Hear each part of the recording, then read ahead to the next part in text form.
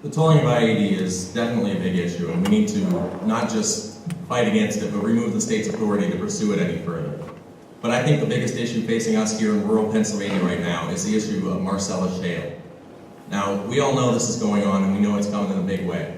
We have to make sure that we do it in a way that's responsible, in a way that not only benefits us, but also protects our local water and protects our local environment.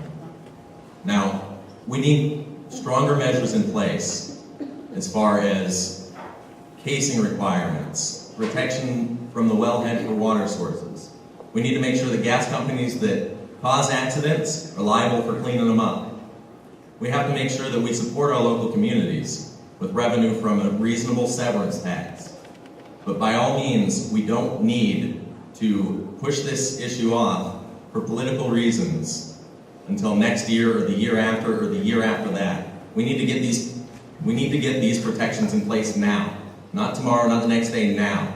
Because it's so important to our area. I know we had the coal industry in here years and years ago. And I've seen the results of what an under-regulated coal industry has done to our area. I don't want someone to be sitting here 50 years from now talking about the effects of an under-regulated Marcellus shale industry. So we have to make sure that we get our protections in place and we get them done now. That's what I think is the biggest issue facing us here in rural Pennsylvania today. Okay, Representative Gabler, you have 1 minute. I think it is very important that we make sure that we absolutely we need to regulate, we need to monitor, we need to oversee the Marcellus shale industry, and we need to make sure that we do it in the right way. We need to do it the quickest way possible, and that's why I sent a letter to the Department of Environmental Protection endorsing a set of regulations that does strengthen well casing requirements, that does strengthen the requirements to test the water and to protect the water sources around the wellhead, and that does set standards in place for the construction of the well site. Absolutely. Regulations can be put into place, can be strengthened, and can be enforced much more quickly and much more rapidly than a flawed piece of legislation, and that's what we've seen, unfortunately, all too much of this session. There's many flawed pieces of legislation that don't get at the core of the issue, that were written by politicians instead of scientists.